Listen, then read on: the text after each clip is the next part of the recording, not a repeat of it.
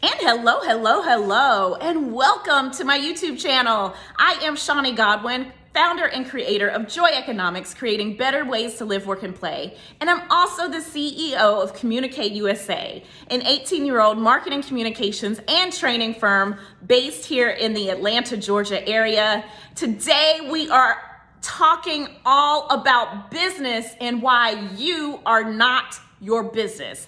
A powerful lesson that I learned almost 2 decades ago. I'm here to unpack it for you. And before we get started and do anything else, first and foremost, stop what you're doing and subscribe to my YouTube channel. And come on in here and let's get started. Class is in session.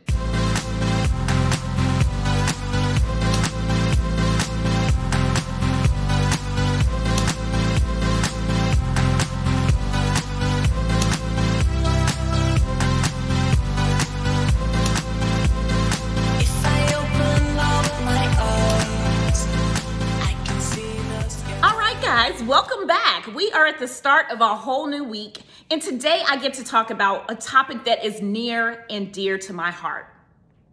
You know, when I was 30 years old in 2005, one of the most devastating things in my life happened.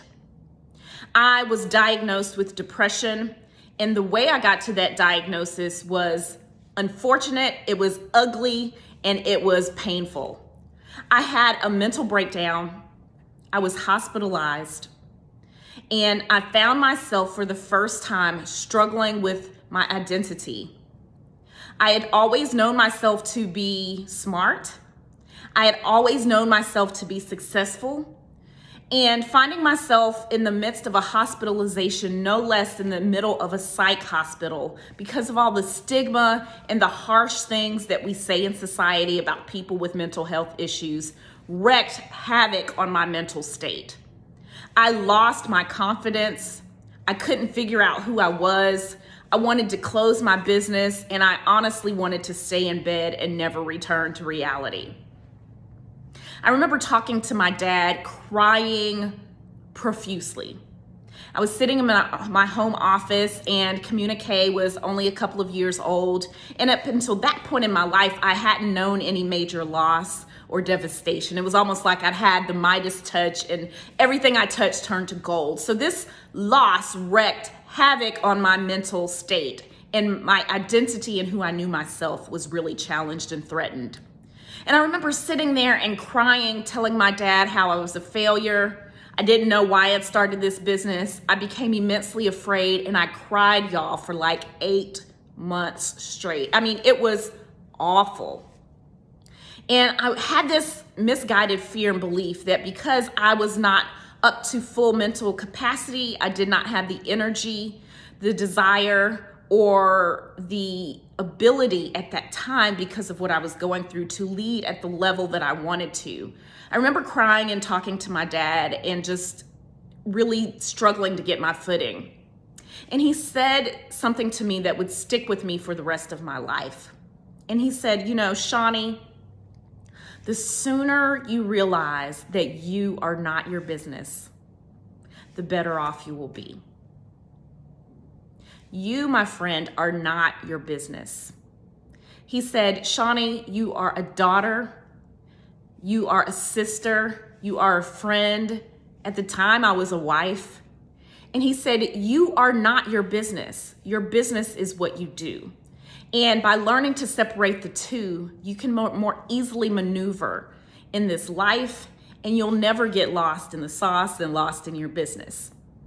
So today I'm here to unpack for you 3 lessons that can help you if you're struggling to detach yourself from your business and create and carve out an identity of your own. Then this lesson is for you. All right, so let's talk about the first tip to help you separate from your business so that you can not only grow a business you love, but so that you can have a life you love. And in order to do that, the first thing you need to do is to, number 1, know your worth. You know, the value of our businesses and our personal value as people are 2 totally separate things. So many times people, when they have disappointments at work, they assign that disappointment to their own personal value and their worth. You know, one of the things I learned through my struggles 2 years later after I got sick, I would go through another painful season and have a very unexpected divorce. And again, I'd find myself struggling with the reality and questioning my worth and my identity. In that season, I ended up reluctantly moving back in with my parents, and it ended up being one of the most healing times in my life. It also helped me shape and reframe what was most important to me. And I came to realize that even if I failed by the world standards and had to close my business, I would still have love. I would still have a family and friends who would pour into me. I'd still be able to eat some great meals and have some great conversations. And in the end, I realized those were the things that were important to me. That if God had given me the skills and ability to grow Communique, if by chance it went out of business, I'd have those same skills, talents, and abilities and would be able to create something new. And it released such immense pressure in me to detach from my business in that way by realizing that I, Shawnee, the person, was immensely valuable to God, immensely valuable to my family and friends, and I had a lot to give and gave a lot to the world. But the business that I was running was its own separate entity. And when I realized that, I was more easily able to do things like take vacations without interruption by disconnecting from the email and the phone calls and really allowing myself to rejuvenate. I was able to carve out space for family and friends. I was able to close my computer at 7 o'clock and really get back to living a life so that I'd have balance and I'd show up and be way more productive in my personal and business life. So the second reason and the second way I learned to really redefine and reframe my business so that I could have a personal life and really understand and no less know that I was not my business was that I learned how to set boundaries. Yes, setting boundaries is tip number 2. Set boundaries in your business. You know, at Communicate USA, we have an email policy, and so much of the email policy is born out of my own need for space, for rest and rejuvenation, so that I can not only be a great leader, but so that I can manage my personal issues, so that I can ensure that I stay healthy and don't slide backwards into a depressive state and start struggling with depression again. And so I created a policy now known as the email ban. And yes, at Communicate, as busy as we are, we only work 40-hour work weeks. My entire team commits to a policy that we all sign and agree to, that we will not work after 7 p.m., we will not check emails, and we will not engage with each other, giving each other space, grace, and permission to get off the grid and get back in our lives so that we can connect with those we love, rest, rejuvenate, and show up ready to do great, great work for ourselves and our clients the next day. We also apply this policy on the weekends. Not only does it help my team be more productive, we are able to serve clients from a place of overflow and not lack. And more importantly, clients appreciate the breaks and rest too. We're able to grow a healthier team and retain our employees because they appreciate being recognized as a human, as a whole person who is able to give the best that they can during the day and work hours, and also return to their personal and family lives and give their families the best that they have to offer as well. So that's tip number 2, set boundaries. And so my final tip that I learned from my dad when he gave me that immensely powerful blessing of the lesson that you are not your business is that it is important to make space for yourself in your business. And that's my tip number 3. Make space for yourself in your business. You know, we can get to 6 and 7 figures doing all kinds of things, doing all kinds of hard, gruesome, grueling work. Or we can get there refreshed, whole, happy, and standing in our full power, authority, being uniquely who God created us to be. And that's why I love this tip so much.